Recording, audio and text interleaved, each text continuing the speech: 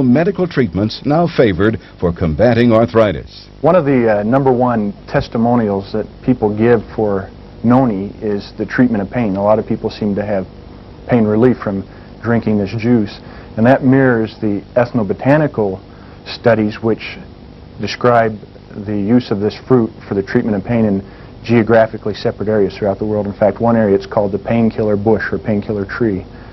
So for a while we've wondered what it is in the fruit juice that helps to alleviate pain. Arthritis, while far more common in older adults, also affects people of all ages.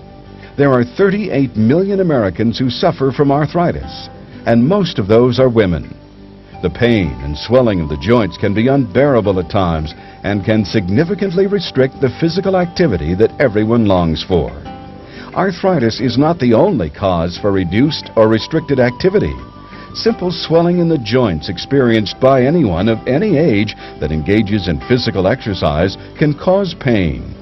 This pain, of course, makes it difficult to continue activities that people love.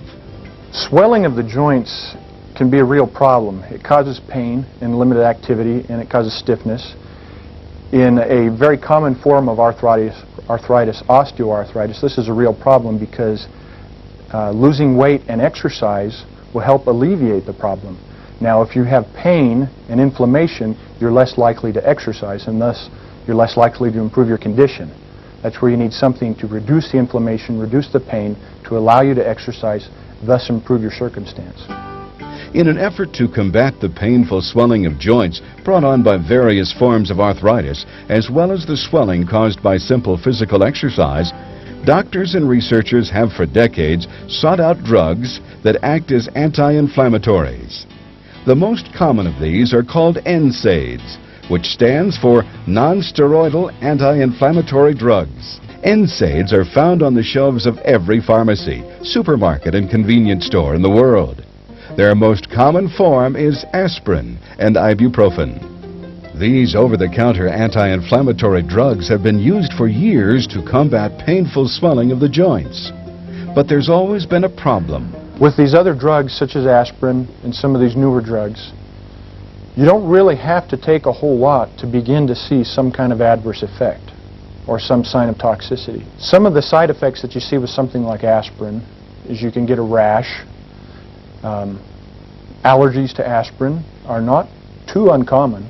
The long-term aspirin use has been, very famous. The side effect, which is there's probably 3% of the population, they cannot tolerate aspirin.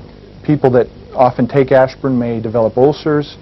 A woman that is pregnant towards the end of pregnancy, her doctor or midwife will tell her do not take NSAIDs because it will interfere with the proper development of the body getting ready for labor. The reasons behind these destructive side effects are the subject of new findings in the medical field. NSAIDs work because they inhibit the body's production of substances called COX enzymes. COX enzymes cause the swelling in joints that bring so much pain. For years, scientists thought there was really only one form of COX enzymes. We decided to look at the COX enzymes because these are the ones that are associated with pain and inflammation. COX-1 enzymes are enzymes that function all the time in your body. The prostaglandins they produce are necessary to keep your stomach lining intact. They're necessary for other various healthy functions to the body. However, the COX-2 enzyme is something that lies dormant. It doesn't function all the time.